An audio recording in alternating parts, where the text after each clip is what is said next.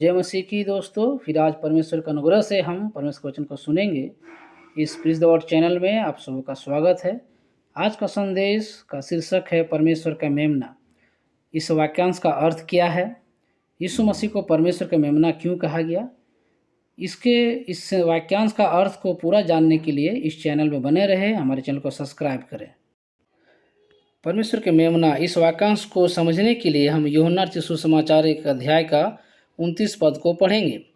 उसने यीशु को अपनी ओर आते देखकर कहा, देखो ये परमेश्वर का मेमना है जो जगत के पाप उठा ले जाता है।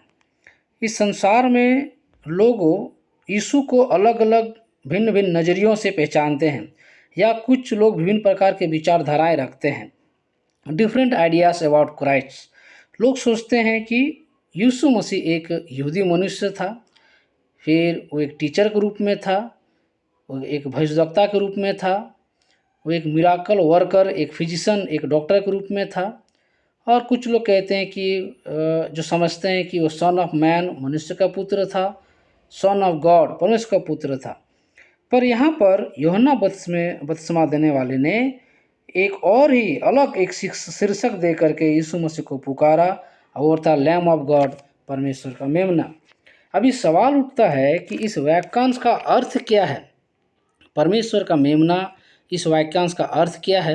या दूसरे शब्दों में, जब यूहन्ना ने यीशु मसीह को अपनी ओर आते देखकर ये शब्द कहा कि देखो ये परमेश्वर का मेमना है, तो ये जो शब्द है, वाक्यांश है परमेश्वर का मेमना, उस समय के जो सुनने वाले यहूदी लोग थे, उन लोगों ने क्या समझा, उसको क्या इशारा मिला, या जब उन लोगों ने यीशु मसीह के विषय में समझा कि ये परमेश्वर का मेमना है, तो उस समय के लोगों को क्या समझ में आया?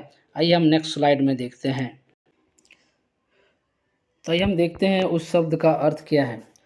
तो उस समय के ऑडियंस यहूदी लोगों के लिए मेमना शब्द बहुत ही प्रचलित थी, क्योंकि वे मेमना प्राय बलिदान के रूप में लोग उपयोग में लाते थे। आइए हम उदाहरण के सहित हम समझेंगे। उत्पत्ति 22 अध्याय का 13 पद में लिखा है, तब इब्राहिम ने आंखें उठाई और क्या देखा कि उसके पीछे एक मेढ़ा अपने सींगों से एक झाड़ी में फंसा हुआ है। जो इब्राहिम ने जाके उस मेढ़े को लिया और अपने पुत्र की संति होम बलि करके चढ़ाया। यहाँ पर घटना उस प्रकार का है कि परमेश्वर ने इब्राहिम से कहा कि तू अपने पुत्र इसहाक को लेकर उस मोरिया पर्वत में जाकर उसका बलिदान कर। और हम देखते हैं कि परमेश्वर ने एक मेढ़े को उपलब्ध कराया और इसहाक के बदले में उस मेढ़े को बलिदान किया गया। तो यहाँ पर हम सर्वप्रथम एक लेसन को सीखते हैं क्या, कि इसहाक के बदले में परमेश्वर ने एक मेढ़े को प्रबंध किया। और ये बात इजराइल लोगों को समझ में आया कि मेमना का अर्थ होता है कि उसके स्थान पर दिया जाने वाला। और ये बात को हम पाते, यहूदी लोग जो उस समय का ऑडियंस थे, वे अच्छी तरह से इस घटना को जानते थे। और अब्राहम और इसहाक का जो घटना हम देखते हैं, वो आने वाली यीशु मसीह के क्रूस के बलिदान का एक प्रतिबिंब था। तो one lamb for one man, यहाँ पर एक व्यक्ति को बचाने के लिए एक लैम का उपयोग किया गया, बलिदान किया गया।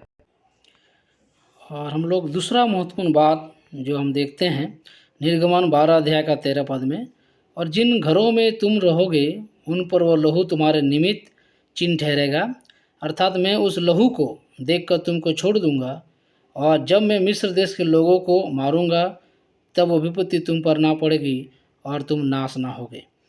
ये घटना है फसह का पर्व को लेकर के। इजराइल जाति जब मिस्र में 430 साल गुलामी में अवस्था में थे, परमेश्वर ने छुड़ाया, और आखिरी जो परमेश्वर ने आज्ञा दिया था, 10 महारी में से एक था कि वे लोग फसह का मेमना एक बलि किया जाए, और उस मेमने का जो लहू है वो अपने घर के चौराहों में, चौखटों में लगाया जाए, और जिसके चलते, उस लहू के चलते वो लोग बच जाए।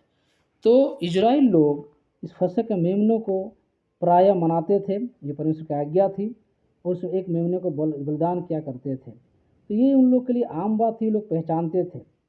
और हम यहाँ पर देखते हैं कि नया नियम में पहला कुरिन्थियों 5:7 में कहता है कि यीशु मसीह फसह का मेमना है जो बलिदान होगा। तो जब यूहन्ना बपतिस्मा देने वाले ने ये बात को कहा कि देखो परमेश्वर का मेमना है, तो उसे इस मेमने की ओर इशारा हुआ कि किस तरह से हम लोग मिस्र में फंसे हुए थे और एक मेमने के बलिदान के द्वारा हम बच गए। उसी तरह से इस यीशु मसीह के मेमने के द्वारा यीशु मसीह जो परमेश्वर का मेमना, इस मेमने के द्वारा हमें बचाव मिलेगा, छुटकारा मिलेगा, ये इशारा किया गया उस समय में। हम देखते हैं पूरी साफा बात कि यहाँ पर एक घराना को बचाए जाने का उपाय परमेश्वर ने किया। हमने प्रथम देखा कि 1 लैम्प फॉर 1 मैन, एक मनुष्य को बचाने के लिए एक मेमना का बलिदान किया गया। और यहाँ पर देखते हैं कि 1 लैम्प फॉर 1 हाउस होल्ड, एक मेमने को द्वारा एक एक घराने को बचाया गया। तीसरी महत्वपूर्ण बात हम देखते हैं वो लेवियवस्था की 16 अध्याय का 34 पद में। यहाँ इस प्रकार से कहता है कि और यह तुम्हारे लिए सदा की विधि होगी कि इजरायलियों के लिए प्रति वर्ष एक बार तुम्हारे सारे पापों के लिए प्रायश्चित किया जाए, यहोवा की आज्ञा के अनुसार जो उसने मूसा को दी थी, हारून ने किया। ये और एक पर्व है जो इजराइल लोगों के लिए बहुत ही परिचित है, वो है डे ऑफ अटोनमेंट, प्रायश्चित का दिन। और ये प्रत्येक साल इजराइल लोग अपने पापों को क्षमा के लिए और इजराइल जातियों के सभी के पापों को क्षमा के लिए महायाजक इस मेमने को बलिदान करते थे और उसके लहू को मिला वाले तंबू में जाकर परमेश्वर के सामने छिड़काव करते थे।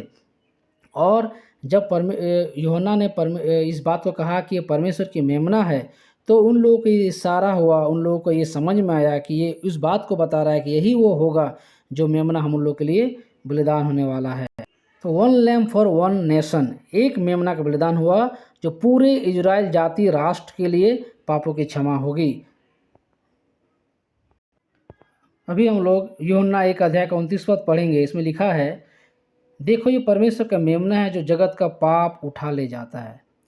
अभी यहाँ पर लिखा हुआ है कि जगत के पाप को उठा ले जाता है। हमने अभी तक अध्ययन किया कि एक मेमना, 1 लैम्प फॉर 1 मैन, एक मेमने का बलिदान किया गया और एक आदमी को बचाया गया, इसहाक को बचाया गया और एक मेमने के द्वारा। फिर हमने देखा कि 1 लैम्प फॉर 1 हाउस होल्ड, एक मेमने के द्वारा एक घराने को बचाया गया, वो था पास ओवर, फसह का पर्व के माध्यम से।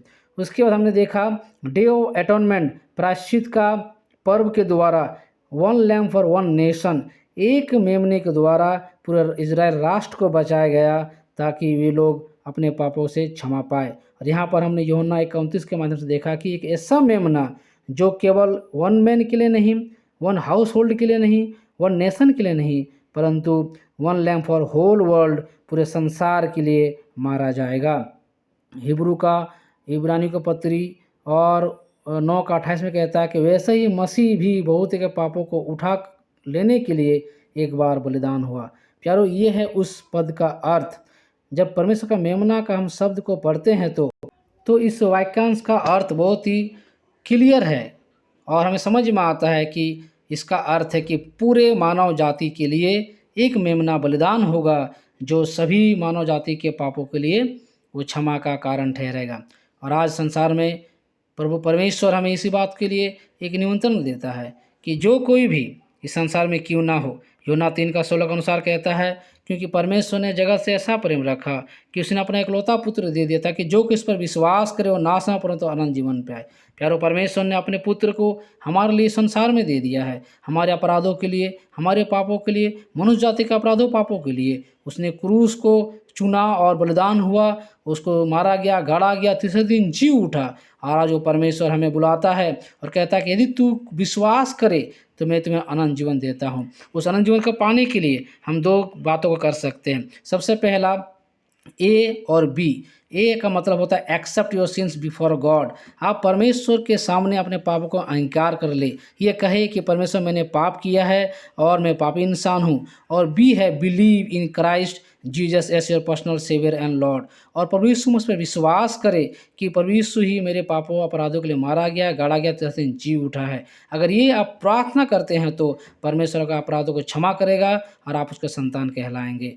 परमेश्वर एक अच्छा जीवन आपको देना चाहता है, तो आइए हम परमेश्वर को अपने जीवन को परमेश्वर को दे और परमेश्वर को स्वीकार करें, अपना जीवन में आशीषित कर पाए। एक बार सबों को जय मसीह की। परमेश्वर आप सबों को आशीर्वाद दे।